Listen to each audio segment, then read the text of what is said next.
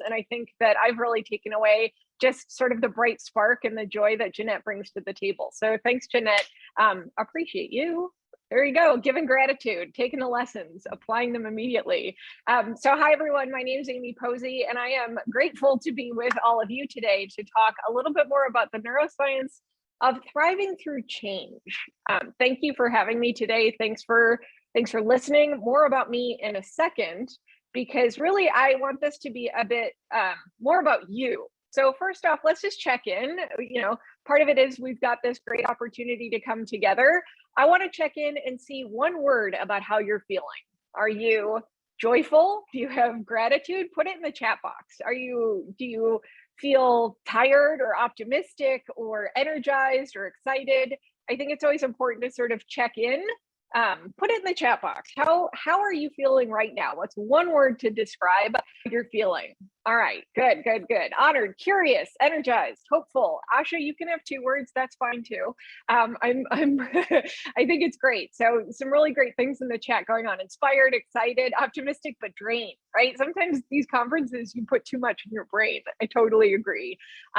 Empowered. These are all really positive words. I love it.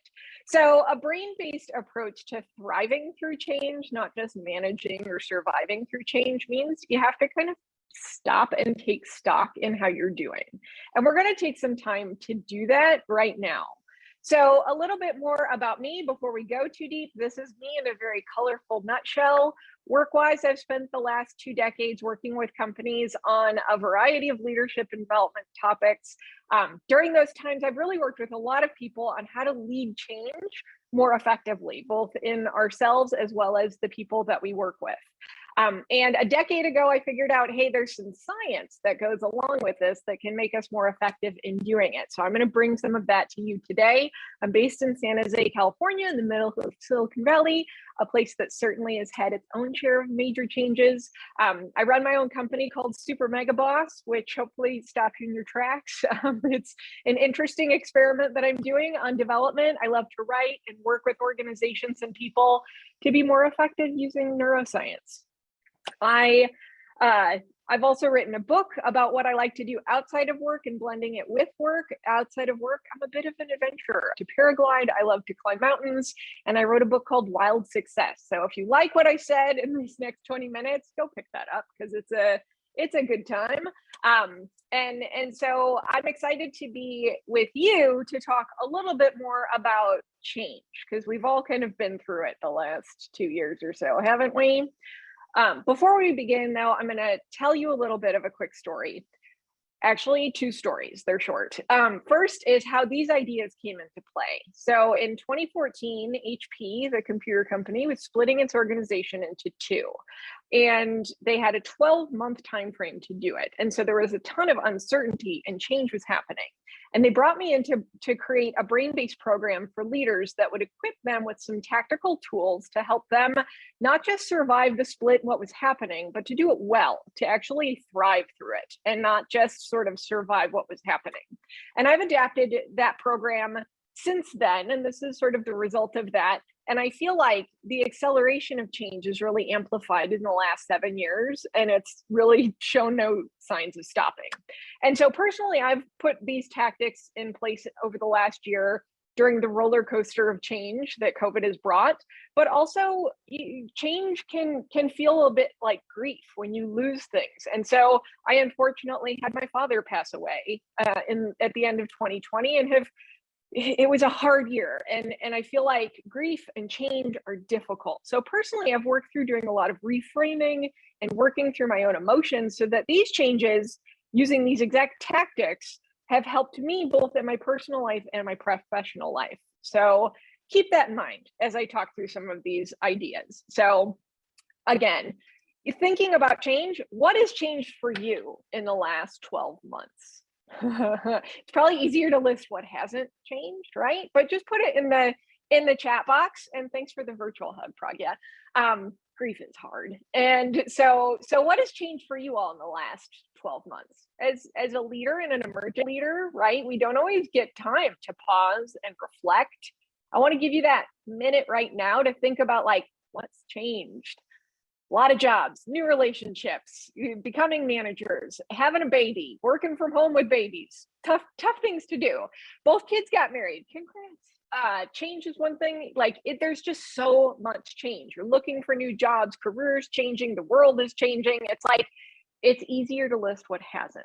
So when you think about the word change, oftentimes it's a loaded word. And I've been dealing with change in organizations for a long time. So a lot of us don't mind it. We sort of embrace it. We see it as opportunity. It's kind of the way of our world right now, but it's hard to do. Again, so many good things about change, working from home, new house, new relationships.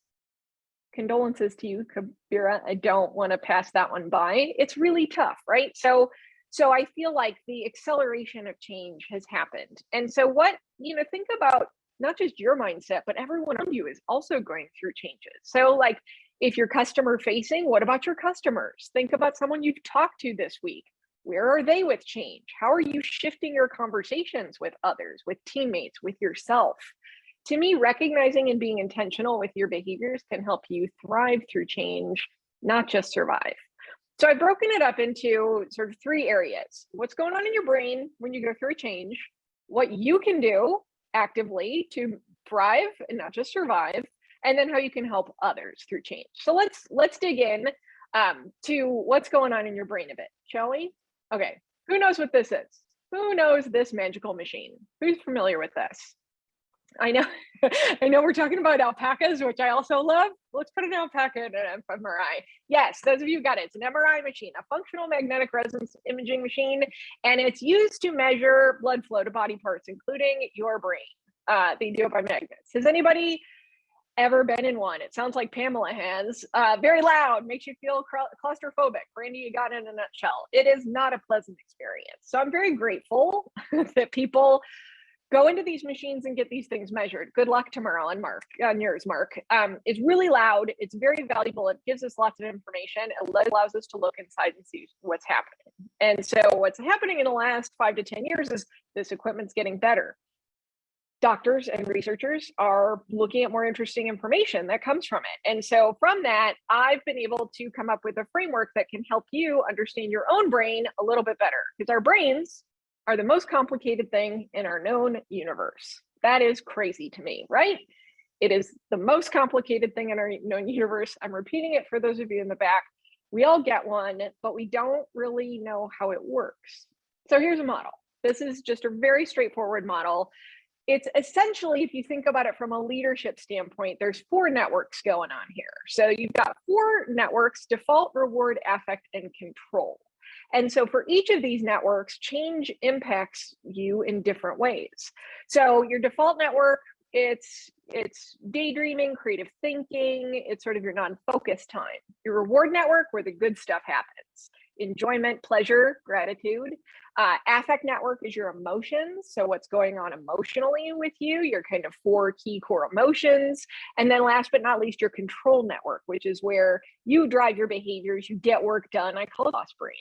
So during periods of long and sustained change, kind of like what we've just been through, we need our reward network to be activated. Change is draining and tiring because we're confronted with these new things all the time that our control network has to deal with. And so our brains actually thrive on routine and habit and anticipating what's next and knowing. But when you're confronted with so much change, it drains you. So in order to sustain change, we have to recognize the progress that we make, give ourselves a little gratitude pat on the back. There you go, Jeanette, more gratitude.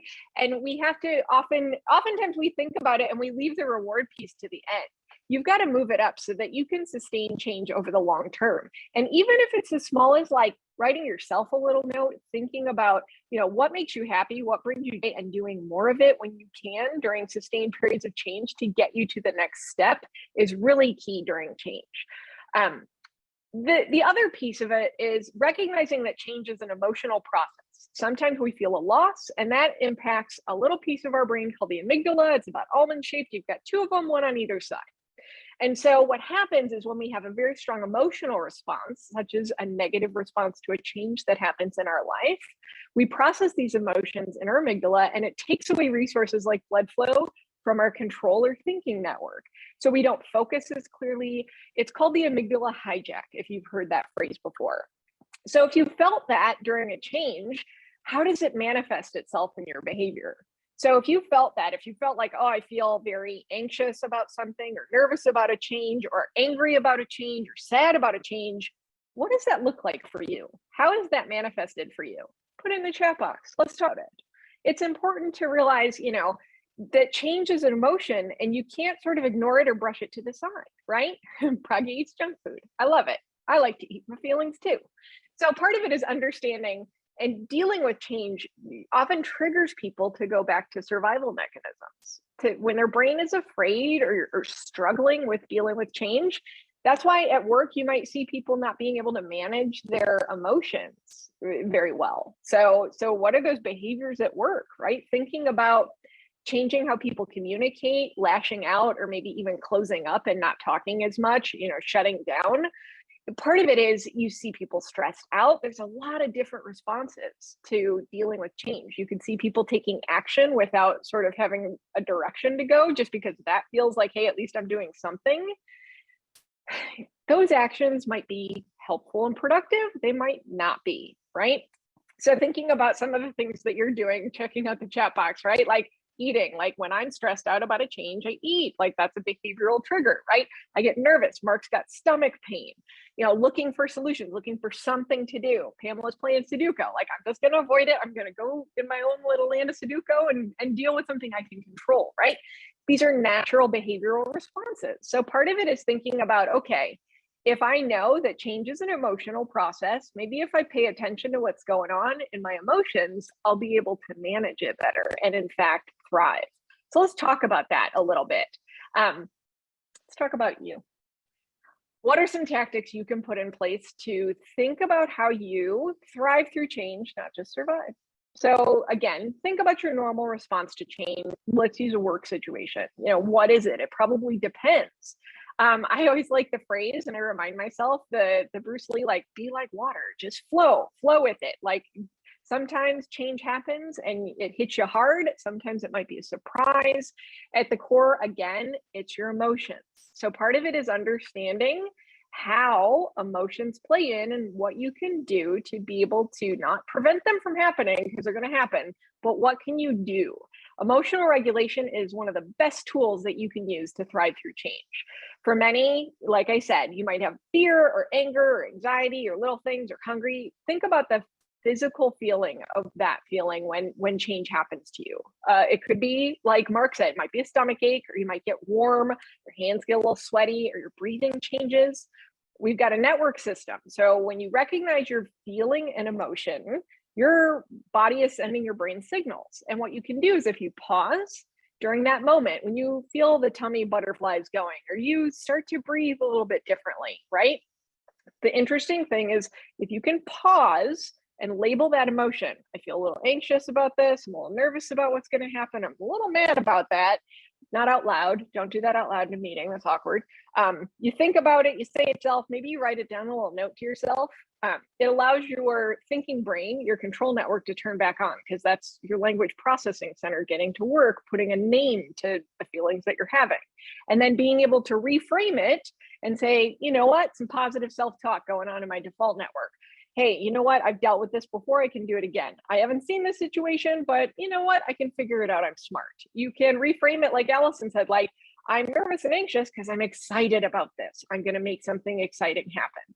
So regulation is really one of those core tools during any moment of really difficult change or any sort of emotionally difficult situation.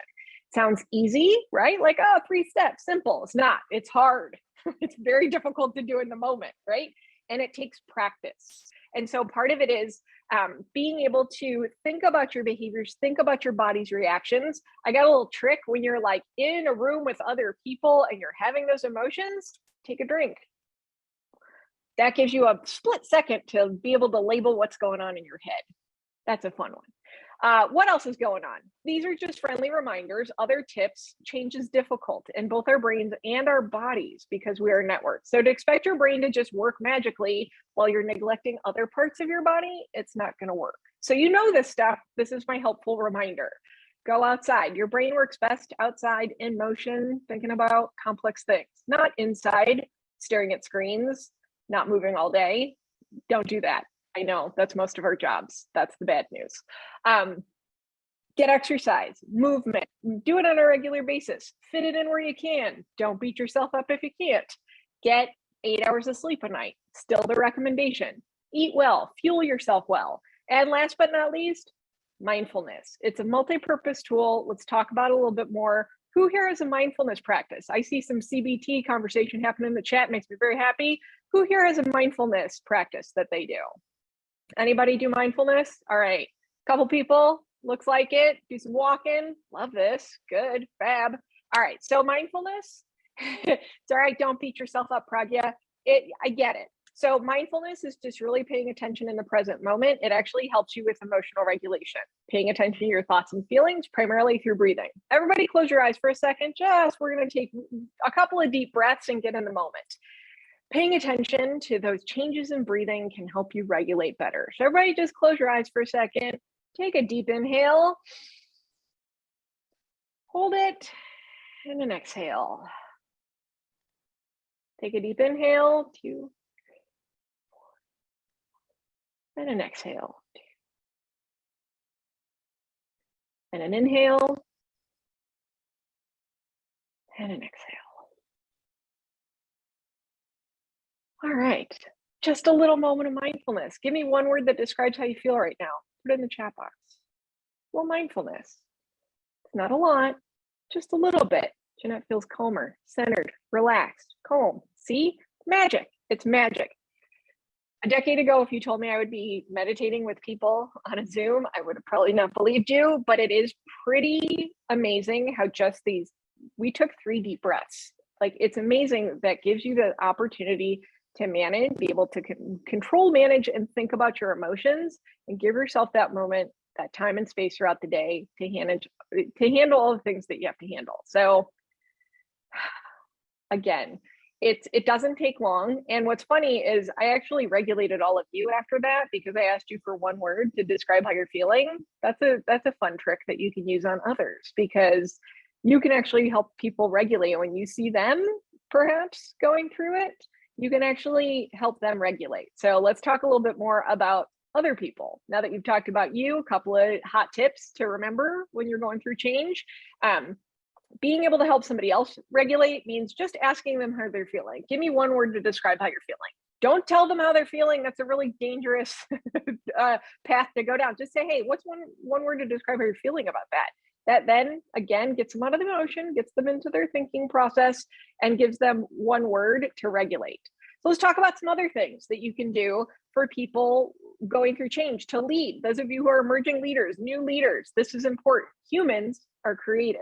Without creating certainty, we are left to our own devices, and we create often worst case scenarios when we don't know what's happening.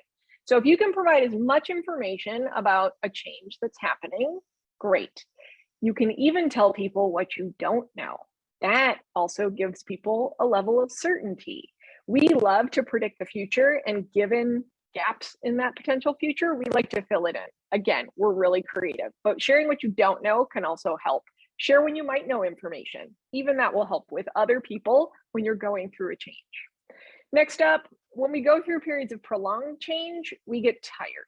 Maybe you feel that over the past year or two. I do.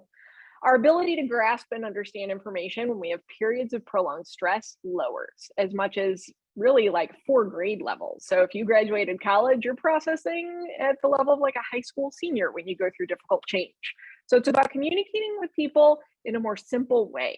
Be more concise and repeat messages, because people are going through their emotions. They're not thinking as clearly. That blood flow isn't going to their control network as well, and attention spans have dropped. So communicate more simply. Okay, so let's recap. I gave you a lot of stuff in a very quick period of time. So your brain, there's 4 networks. They work together, sometimes against you. Watch out for amygdala hijack. Pay attention to what your body is telling you and find ways to work with your brain. Figure out how you show up during times of change. Is it the way you want? Think about your own thinking there. Practice emotional regulation. Give it a try. If you're not doing mindfulness, good little reminder to try it. It's just breathing. Don't make it a big deal. And then for others, create certainty. be able to provide some autonomy, give people a chance and a choice to think about things. And you know what? Here's what I want you to do. Write something down for me. I always end when I talk to people with something called wisdom, or what I say and do differently on Monday. I know it's Tuesday. Wisdot doesn't make sense. Go with wisdom. Write something down for me, whether it's in the chat box or for yourself. What's one thing you're going to try as a result of hearing me talk about this stuff? What's one thing you're going to take away? Just one thing. Maybe you're going to breathe more. Maybe you're going to think about your emotions. Maybe you're going to think about your brain you weren't thinking about before. Maybe you're going to stop, take a moment, whatever it is. Maybe you're going to communicate more simply. Love it. Lots of good stuff coming in the chat. While you're doing that, if you want more from me, like I said, I got books. I've written some things. Wild success, cool adventure stories about interesting people mixed with neuroscience and business lessons. It's a fun one. I wrote a business book that I would actually want to read all the way through. So hopefully you would want to too. More wild success. And Boss Up, which is like a workbook, and it's fun and it's weird and it's really with my experimental company. So if you want to check that out, great. And keep in touch. You only got a few minutes of me today, but you know what? If you want to keep in touch, please do. I'm gonna stop it there. Pragya, back to you. Thank you. I don't think we have time for Q&A, but we do have one question, and I'll share it in the app so that you can